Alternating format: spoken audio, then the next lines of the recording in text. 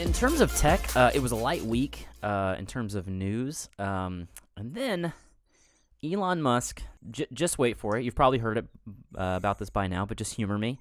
Elon Musk, CEO of Tesla and SpaceX, and I don't know if he's the CEO of the Boring Company. Have you heard of the Boring Company, by the way? Yeah. The only reason I heard about it is what he did. No, it's a friggin' flamethrower. Like, who wouldn't want one of those? So that was the first bit of news. This was like a week ago or 2 weeks ago. The Boring Company released a flamethrower, which is just insane. It was $500. You too can have your own flamethrower. And it like sold out immediately. They sold $3.5 million in sales. I saw it in a video. It doesn't shoot that far. It looks more like a glorified blowtorch, maybe like 2 feet or 1 feet or something like that. But I've actually heard that people are wanting to mod it. Let that sink in for a second. That sounds fun and ridiculously dangerous, which is always fun.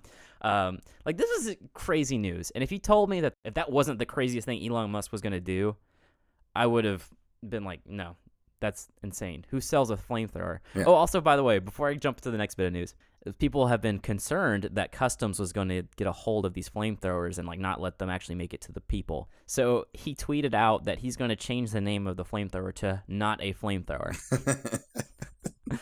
So that'll just slip right past Customs. They're like, this totally looks like a flamethrower. What is this? Not a flamethrower.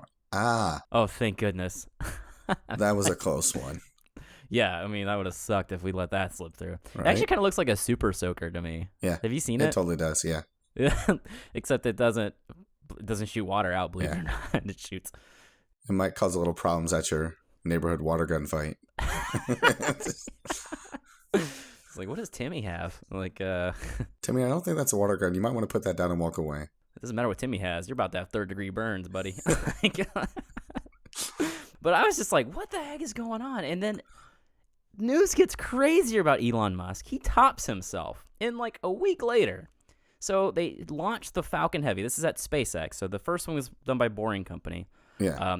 As a SpaceX, they launched what they called the Falcon Heavy, which was a rocket ship, and it was important for a couple of reasons. One, it could carry twice the payload of some of the rocket competition out there. I don't know if it was like the biggest rocket ever or the biggest payload, but it was really impressive because it can carry a lot of stuff. It wasn't a perfect launch, but it was really close. Well, it's something they've been working on for a long time, too. Several years in the making here. Yeah, I did. And another cool part about this is that there were pieces that they are supposed to reuse, which is not normal right now. That's not the standard. Like, whenever they do a rocket, they start from scratch. And so that they had 2 pieces land on a platform after it took the craft into space. But the crazy thing about this news wasn't the rocket.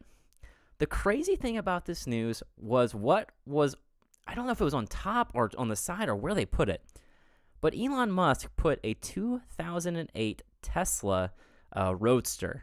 You mean the car? Yes, the car.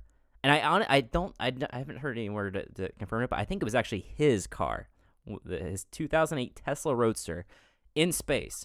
And it's not in the craft. That would make more sense. No, he had a live stream of the car outside of the spacecraft, and you could see... Shut up. Yeah, no, I'm dead serious. You could see the Earth behind it. It was incredible. Right now, you're probably seeing it on the screen, this little screenshot. So he said, it looks so fake, you know it's real.